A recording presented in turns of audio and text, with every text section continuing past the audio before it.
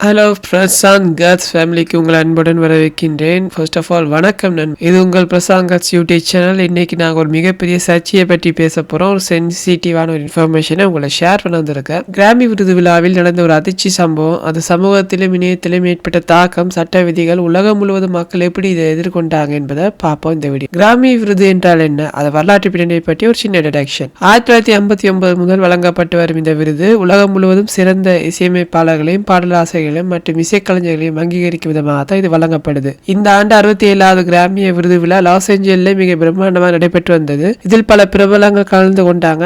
ஆனா இந்த விழாவை விட அதிகமாக பேசப்பட்ட ஒரு விஷயத்தை பத்தி தான் இன்னைக்கு நாங்க உங்கள்ட்ட ஷேர் பண்ண வந்திருக்கேன். காஞ்சியே வெஸ்ட் மற்றும் அவரது மனைவி பியாங்கா சென்சார் எல்லாருக்கும் அவங்கள சோசியல் மீடியால தெரிஞ்சிருக்கும். கிராமி விருது விழாவிற்கு காஞ்சியே வெஸ்ட் அழைக்கப்பட்டிருந்தார். அவரது தனது மனைவி பியாங்கா சென்சோரியுடன் கலந்து கொண்டார். ஆனால் பியாங்கா சென்சோரி மிக மெல்லிதான ஆடை அணிந்து உடல் முழுவதும் வெளிப்படும் வகையில் அந்த விழாவில் வந்தார். இந்த உடை தொடர்பாக மிகப்பெரிய சர்ச்சையும் உருவானது. கிராமி விழாவில் நிர்வாக குழு உடனடியாக முடிவெடுத்து அவர்களை திருப்பி அனுப்பியது. இதன் காரணமாக இணையதளத்தில் மிகப்பெரிய விவாதம் விழுந்தது. இந்த சம்பவம் நடந்தவுடன் சமூக ஊடகங்களில் இது ஒரு மிகப்பெரிய பரபரப்பையும் சர்ச்சையும் ஏற்படுத்தியது. சிலர் இது ஒரு நிராகரிக்க வேண்டிய ஒரு செயல் என கூறினாங்க. சிலர் பிரபலங்களை தவறாக பார்க்க வேண்டாம் என்பதும் அவர்கள் தங்கள் விருப்பப்படி உடை அணியலாம் என ஆதரிக்கிறாங்க. மேலும் சிலர் இது நாகரிகத்துக்கு எதிரான செயல் எனும் கண்டனம் தெரிவித்து வராங்க. ட்விட்டர், இன்ஸ்டாகிராம், ஃபேஸ்புக் போன்ற சமூக ஊடகங்களில் பியங்கா சென்சாரி மீது பல விமர்சனங்கள் இருந்தாலும் சில மீம்ஸ்களாக இதை பரப்ப தொடங்கிவிட்டாங்க. இந்த நிகழ்வு சட்ட ரீதியாக பார்க்கும்போது சில முக்கிய கேள்விகளும் எழுப்புது. பொதுவெளியில் நிர்வாண உடை அணிவது சட்டப்படி தவறா எனும் ஒரு கேள்வி வருது. நிகழ்வுக்கென்றே உடைய கட்டுப்பாடுகள் இருக்க வேண்டுமா, இல்ல கிராமி விழா நிர்வாகம் எடுத்த முடிவு சட்டப்படி சரியானதா என்பதை நீங்க தான் சொல்லணும். அமெரிக்காவில் உள்ள சில மாநிலங்களில் பொது நிகழ்வுகளில் நிர்வாணம் அல்லது கரைகுறை ஆடையில் வருவது சட்டவிரோதமாக கருதப்பட்டாலும் இது ஒரு முக்கியமான விஷயமாக கருதப்படுது. முந்தைய சர்ச்சைகளில் பியங்கா சென்சாரி ஒப்பிட்டு பார்த்தா இது முதல் தடவையா பியங்கா சென்சாரி இவ்வாறு சர்ச்சைக்கு உள்ளாகிறான்னு கேட்டீங்கன்னா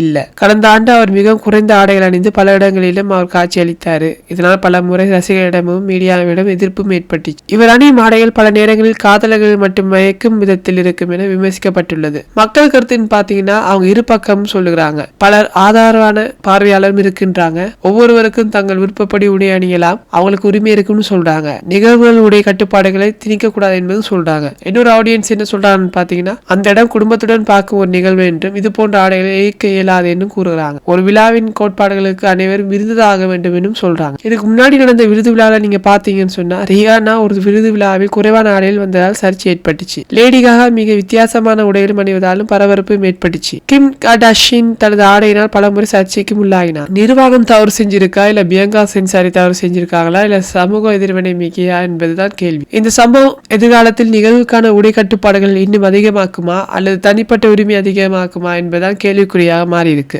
உங்கள் கருத்து என்ன பாய்ஸ் அண்ட் கேர்ள்ஸ்? இந்த விஷயத்தில் உங்கள் கருத்து என்ன? கீழே கமெண்ட் பண்ணுங்க. வீடியோ பிடிச்சிருந்தா லைக் பண்ணுங்க, ஷேர் பண்ணுங்க, சப்ஸ்கிரைப் பண்ணுங்க. புது வீடியோக்கள் வரும் வரை உங்களிடம் விடைபெறுவது உங்கள் பிரசாந்த். நன்றி.